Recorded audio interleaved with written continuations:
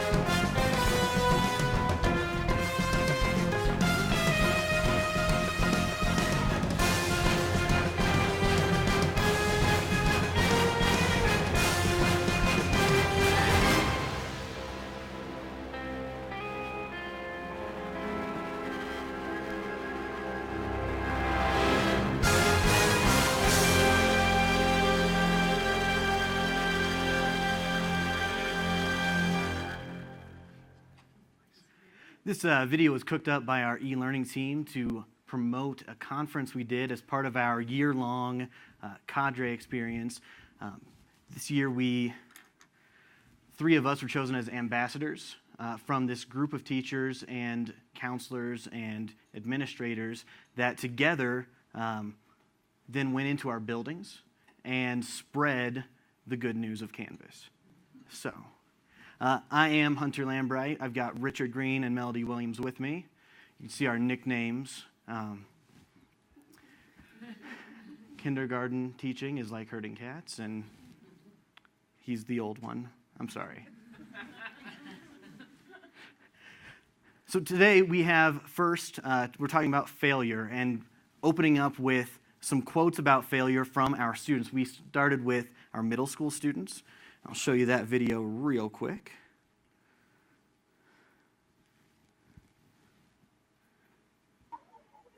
Is it okay to fail? Yes, it is okay to fail, just because you can try it again. How do you turn failure into growth? You can like, no, you don't eat potatoes. You can try and try again until you master it. What lessons do you learn when you fail? You learn that you can try and try again so you can master it and you can never give up. And then we also have two of our kindergarten students.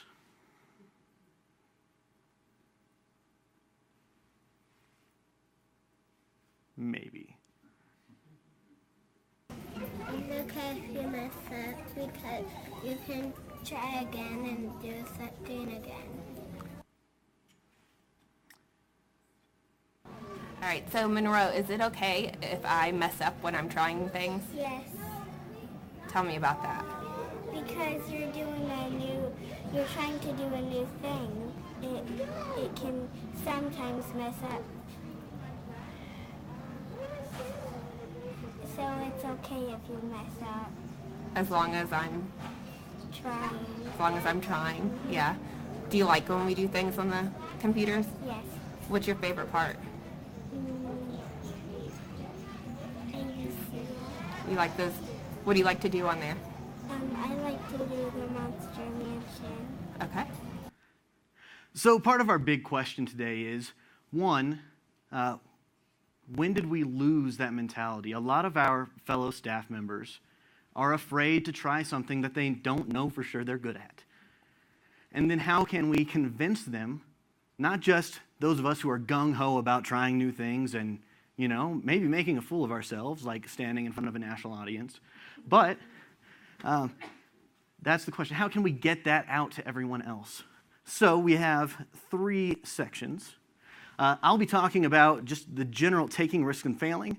We'll have Richard talking about an individual growth mindset, and then Melody talking about how to push that out into your building and across your district. So when we started this, there was an application process. Teachers were asked to sign up for a year-long, once-a-month meeting called the Next Gen Cadre. And at the very first meeting, our teachers were told by our administrators, it's okay to fail. We were given permission immediately. Hey, go out, try new things, screw up, tell us what you learned, and that way we're not all making the same mistakes over and over and over again. It was one of the most freeing experiences of my career, however short it has been so far.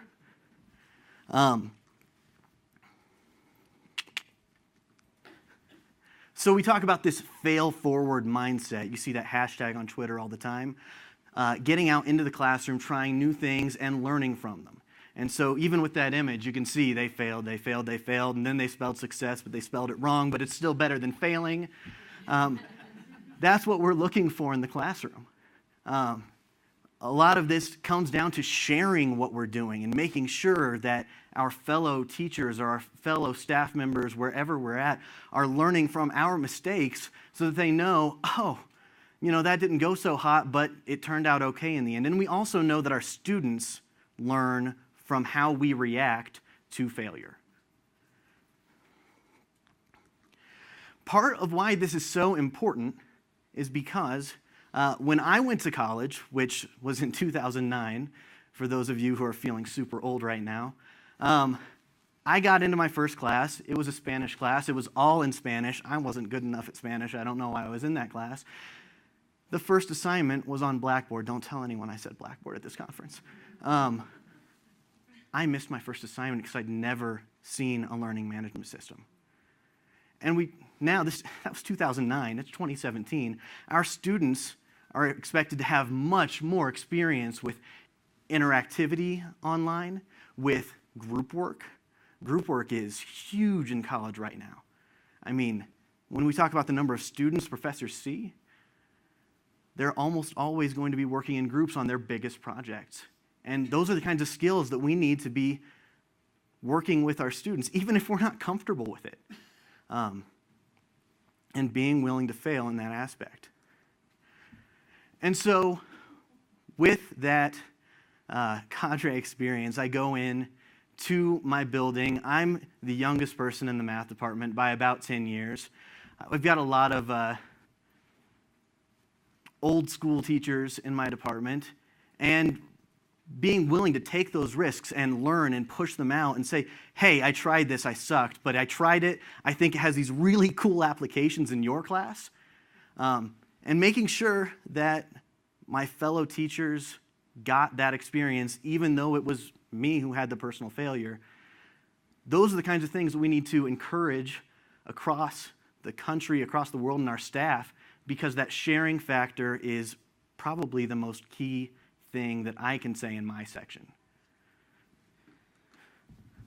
And now we have Richard.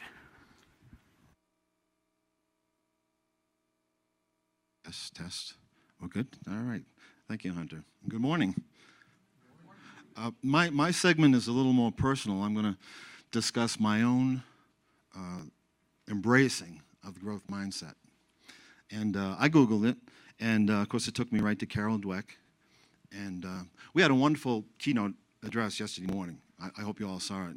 And that wonderful presenter gave a kind of a ranging speech on growth mindset and Carol Dweck and some other issues. My path and my search was a lot quicker. I went right to a 58-second video on the word yet. I thought that's perfect. Nice small word, but what a powerful one. Yet describes a growth curve. Yet is where you left off on that growth curve. Yet is where you have to get back on that growth curve. And it also fits nicely with a lot of negative statements. I'm not a good math student yet. I can't draw Mr. Green yet. Or our favorite IDK yet. The big yet for me was, am I finished teaching yet? And I moved to Indiana, and I couldn't get far from education, and I didn't know. I knew I had some unfinished business, but I couldn't get far from education. I was doing some subbing, but I did get a contract. And when I did, it would have been really easy for me to embrace a fixed mindset, and just drift on into retirement and go from there. But that's not how I've done things my whole career. What I decided was this. And in addition to this, in addition to challenging myself to do the best work of my career, I was also going to step up and finally become a 21st century teacher. And it was going to require some risk-taking, some failure, some thinking out of the box. But there was a problem. There was a problem. I am the old guy. I'm the old dog. Are there any other baby boomers out there? Thank you. We're not done yet, are we? No. Thank you for being here. I see there's a lot of young faces here, too, and I know that you probably grew up with technology in your homes, certainly in your schools, and, way ahead of me. I got to give you a little history of this. I grew up with AM radios, black and white television, Etch-a-Sketch, although I think Etch-a-Sketch was a little later. We believed in UFOs, though, and they had high tech, So, even in that collective hysteria, I think we knew what to aspire to. But it was all science fiction. And I also was raised by parents who survived the Great Depression and World War II and all that greatest generation stuff. And they did not embrace failure. They did not push failure. And here I am all these years later, and I'm in the cadre, and I'm being told to embrace failure as a way to move forward. So I did. I was asked to be in the cadre. I was very honored by that. And I knew that I was going to have to commit to a half hour a night, because not only did I have to move forward, I had to catch up. And to make a long story short, it took a village. It really did. So, but I started experimenting a little, failing. How is linking different from embedding and all that stuff? And I started getting a little success. And that fed the next thing, and I kept going forward with that. And before too long, that half hour a night became an hour a night, 2 hours a night. You can nod your head if that happened to you. Because, yeah, it was wonderful, and I really embraced that growth mindset. It became part of what I was doing.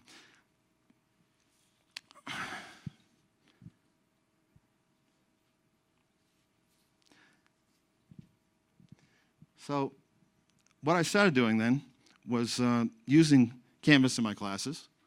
And the first time I went into a computer lab, I failed, of course.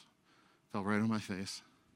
But I want to show you the path, and I'm going to start right at the beginning. And here we have the old school. This is the old school. Nice project, abstract expressionism. And we did this as a cooperative project. We did great big table-wide abstract expressionist paintings. And when they dried, we cut them up and put them on these cubes for display, or prisms for display. And students liked it. And here's the worksheet I would hand out. Nice checklists on the front. If you were in my class, you would know exactly where you were at every moment in the class, in the project. Get to the bottom, and you've mastered it. And there's also every question we need to answer, and a nice little assessment at the end. Completely teacher-driven. It's a culture I came from. Not good enough. Not if I'm going to live up to that headline I put up there. So I had to start doing some other things. And so I brought them into the classroom. You notice I didn't change the name of the project. And I'll get to that in a minute. But these were images created by my 7th graders in an online paint box called UI Draw. I put them in another paint box, and they said, no, we're going to use this one. But I said, wow, and how'd you do that? And they showed me. They taught me. They drove this forward, And I'd happily hang any of those on my wall. But if I showed you the module for this, you would see that there's still a lot of this on there. It's a hybrid, And I could have driven them forward. I could have let them drive it forward. There were some students who wanted to create teams and move forward with it. There was one girl who wanted to animate these, but I wasn't ready to move forward with that yet. You know, so I got to go back and study this and push it forward. And that's the whole theme of this. You know, we got to keep pushing forward. This growth mindset is not something I'm going to do for a year or two. It's something you have to embrace and make part of your teaching persona. You know, and that's wonderful. It's exciting. And who knows what this is going to look like in 5 years? You know, this is a sea change. Who knows what it's going to look like in 25 years? You know, I know two things, only two things, that yet is the operative word, because it's going to keep driving forward. There's no end to this. This is what we do now. The other thing I know, and the whole village is standing behind me for this, if I can do this, you can do this. All right. And good luck with that. Now, and it has energized my teaching, which is I'm really grateful for, you know, here as I'm moving into the final years. And speaking of energy, I have one of the hardest working teachers in the profession. That would be an elementary teacher. And Melody's going to take us to the next level. Thank you.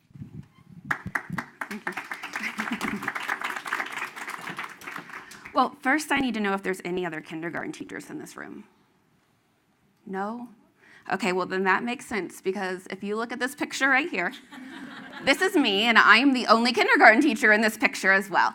I'm also the only primary teacher, so the next closest to me was a third grade teacher, which if you know anything about primary education, that's night and day. So when I was asked to be on the Next Gen cadre, I was instantly hesitant and skeptical, because I get kids who can't read, sometimes don't even know their name. So how am I going to use Canvas and become part of this? So my skepticism is why I think I was chosen to be part of this, and it has turned out to be an amazing adventure that I've had this year. So if a kindergarten teacher can do it, and my kids can't read, anyone can do this. So just use a lot of pictures. But our cadre was made up of all kinds of unique individuals. We had everything from kindergarten to high school. We had our e-learning team on it. We had administrators. We had creative arts teachers. We had counselors. So it was a vast array of people who are willing to get out there in their schools and really make that change, even if they are skeptical at the beginning of it. So I'm going to give you some ideas that you can take away. Do we have a lot of administrators or e-learning coaches in this room? Yay. Okay. And a lot of teacher leaders, obviously, if you're here. So this is what you can do to kind of create this at your school and get that buy-in from maybe some of your more seasoned teachers who are not wanting to do the next fad or think that this is just going to be a passing phase, because anyone can use this, and here are some ways, easy ways, to get them on board without overwhelming them and having them completely shut down. So when we first started our Next Gen cadre, at our very first meeting, we had to talk about our vision. And our vision was a combination of things that we wanted to get out of this and our fears. My fear was, how can my kids do this if they can't read? How can my kids do this? We're not one-to-one. How can I implement this? And everyone listed their fears, and they listed what they wanted to get out of this. And we put it all out there on the table. And then our administrators gave us the okay to fail. Those fears, they validated those. That's okay, we understand. All you gotta do is try and take this back to your schools and try and spread this. And you know, as long as you're trying, just like you heard one of my kindergarten students say, that's all you have to do is try. So that's something that we tried to really take out to everyone. So we created our vision and got all of those negative thoughts out of there. And then we started with the teacher leaders. The cadre members were the people who were selected. So you have those teacher leaders from the buildings, but your teacher leaders do not have to be tech savvy. They do not have to be on board, ready for change. As you heard, I was very skeptical. Richard was very skeptical. So those teacher leaders are just people who you can reach out to, who you think are willing to kind of make that effort and might just need a little push and more direction. Maybe they're just scared of it.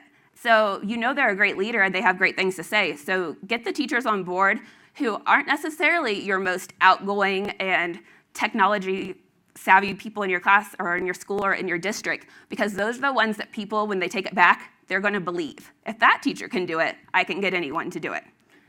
So then we created our cadre, which was a group of about 20 teachers. And as we said, we would meet once a month. We would complete assignments. We talk about how things went, troubleshoot different situations. I'm still saying how we're doing this. My kids can't read. So I learned from mine, everything I did was with images. I just had pictures. So they can do that. And to be honest, I get 5-year-olds in, and they know more about technology than I do. So I have a 4-year-old daughter who can manipulate the tablet and get on apps. So, give them credit because they're always touching something, their parents' phones, anything like that. So then as cadre members, we were lucky enough to have we have 6 elementaries, 3 intermediates, and a high school. So we were lucky to have a representative in every area, so we could take these back to our schools, and then we could help provide some PD with our teachers. We could help give suggestions. We could help try and get those teachers who are thinking, you're crazy, why are you doing this?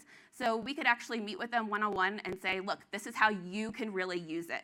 And it was really nice to have such a range, because if there was a kindergarten teacher at a different elementary school, they could reach out to me and say, you're crazy, what can I do? So having those different levels really helped. So bring those out to the buildings. And then once they get out to the buildings, you get those 2, 3 to start with on board, and then you start to make a district change. And you get the majority of people feeling comfortable with this. So you really have to start small and just grow it. And choose the people wisely who have that positive attitude, who can be contagious with their enthusiasm for transitioning to Canvas or any technology. So a couple activities that we did to try and promote just even the use of more technology amongst our teaching staff was we encouraged everyone to get on Twitter and start using Twitter for more of an educational purpose. You guys all know that. But the seasoned teachers in your buildings are hesitant to do that. So we really tried to encourage that by saying, okay, we're going to start our own district chat. So it's the safe little chat that all these people in it. And RCS eLearn was put on by our e-learning team, who are in the red shirts over here. And so every Tuesday, we would have a weekly topic. It could be a Canvas topic. And what we would do was invite others to become part of this chat. So we didn't tell them they had to participate. We just said, get on and lurk around and see what's going on. So they could get more information about Canvas without having to put themselves out there and ask questions, just from hearing mostly the cadre members at the start answering those questions and explaining it, which really helped build that in our schools and make them a little bit more comfortable with using technology and understanding how that can benefit them. And it gave a voice, again, to those who just wanted to watch, or those who might have had a question but didn't want to seek us out to be able to do that. So we are continuing that. So follow us at #RCSELearn and join in, because we are growing our chat. And we even had our administrators on this chat. And our administrators would say things about how it's okay to fail. So it wasn't just us going back to our district and our buildings and saying, look, they said it's okay, and them taking our word for it, because nobody's taking our word for it. Well, they said it's okay, but it's not really okay. It's in writing. You can save that tweet. So it was great that we were able to do that. One of our favorite ways that really got a lot of people on board when we were trying to get them involved in Canvas was creating a March E-Madness tournament. And it was just a friendly competition to try and get everyone to get their feet wet a little bit in Canvas, because lots of people didn't want to try it. We were just doing this. So what we did was everything on here, most of it, is Canvas related. So they could run themselves through the bracket, and they could earn badges for each round in the bracket. So it could be as simple as, in the very first one, log into Canvas. You won that round. And they would just take a screenshot of it, send it. So this got all the districts involved and got everybody just to do these very simple tasks. So it was not overwhelming to that. We weren't asking them to go in from the start and create a module. We're asking them just to log in and see what it looks like, which really helped with that. And then we kind of went through, and of course everyone likes a little competition, so between the schools, and I'm not going to say which school won because mine didn't, but Richard's did. But it was a really great thing. And we are more than willing to share anything that we have if it's something that you would like to use and implement. And we even put our Twitter chat on here, so we tried to give that an option. Come join our Twitter chat and just upload a file into Canvas. Very basic things that you're asking the students to do. And honestly, the students could probably do it easier than you. But this is getting everyone on board and getting them, they didn't have to participate, but because of the fun aspect of it, it was more casual and informal, and they really enjoyed it.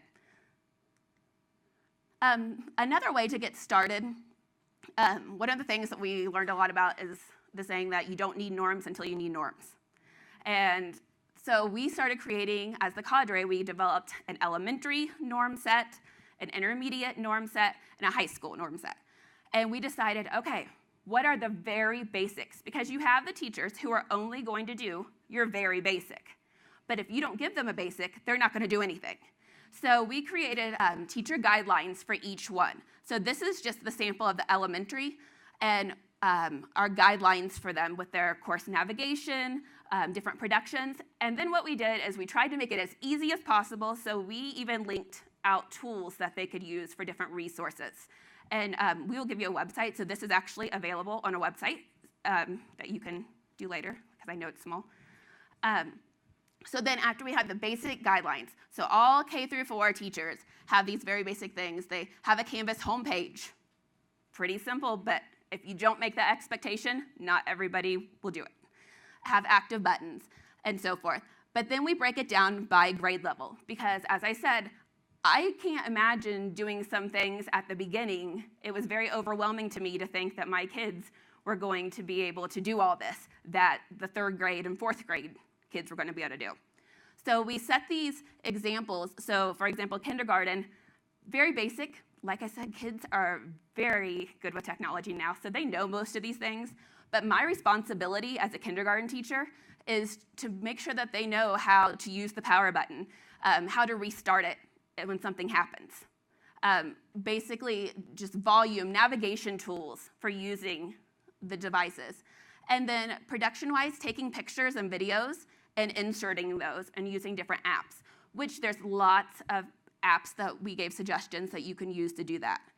So then 1st grade would then build on that. So 1st grade teacher could come in saying, okay, these kindergarten teachers should have taught all of these guidelines.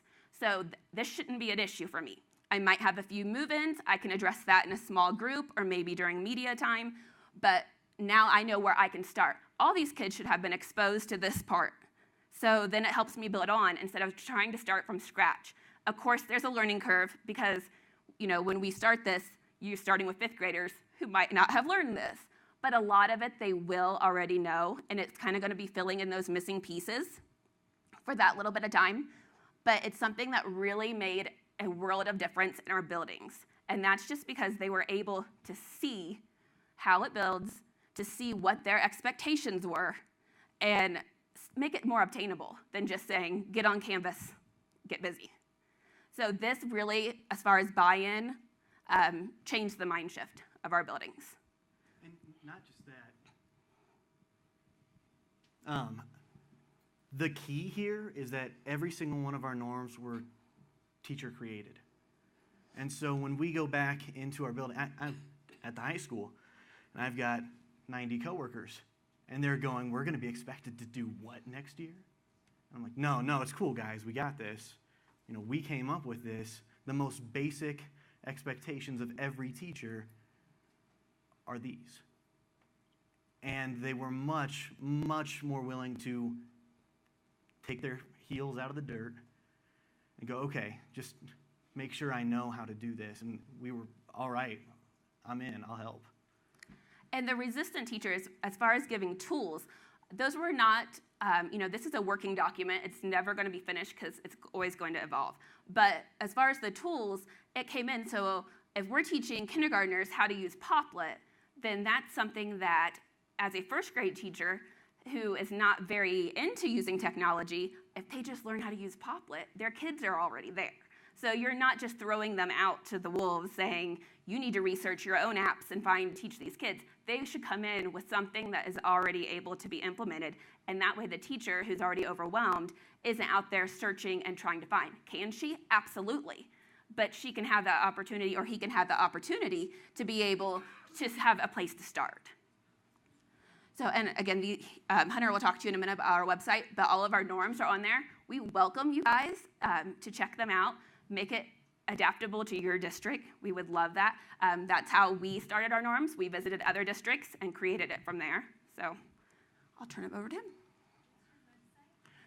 One slide away, I promise. Okay, so 2 takeaways, things that you're not going to see on here, but that you can look at later. We have every single member of the cadre created a peer-reviewed module that is available in the Commons. If it has one of our 3 Richmond Next Gen seal of approvals on it, which they all say Richmond Next Gen, they can be found by searching for Richmond. It's been peer-reviewed, except don't give me half an hour. I found 2 things that are wrong in mine. So. But that's available in the Commons, so if you want to check those out, they're products of our year in the cadre. And then, our website still exists. It is richmondnextgen.weebly.com. It has all of our blog posts from the year where we shared out these experiences, so you can get an idea of what we did all year. It also has our norms and even some of the books that we read as part of this process. Don't forget this hashtag in the middle, hashtag RCSNextGen. Any person tweeting using that hashtag for at least the last 6 months until you start using it maybe, they know about everything we did in this cadre. You can post in that hashtag, ask us any questions, and we are more than willing to answer. Our entire e-learning team checks the hashtag, we check the hashtag. We want to be available if you have questions for us after this. And our Twitter handles will then also be available in that hashtag. You'll see us. Okay? Does anyone have any questions? I know we've only got a couple of minutes left.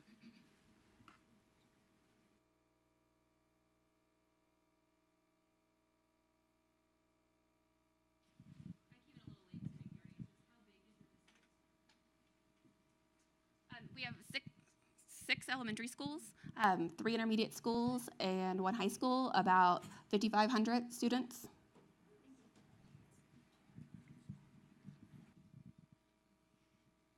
Any other questions?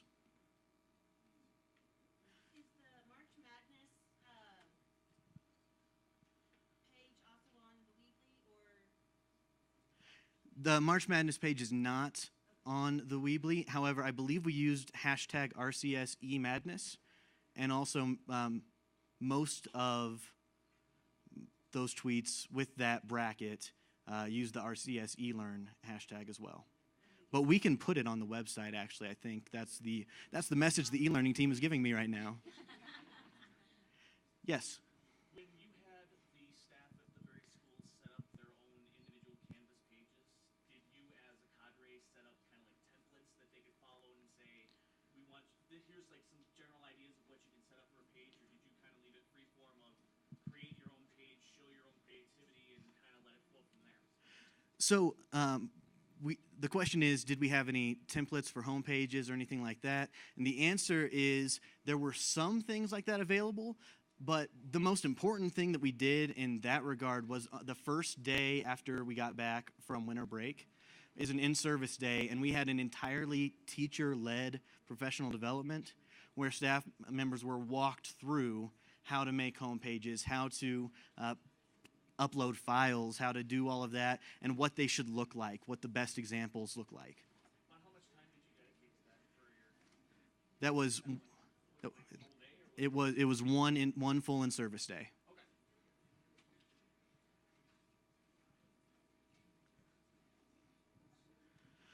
I don't see any further questions. I want to really thank you guys for coming in.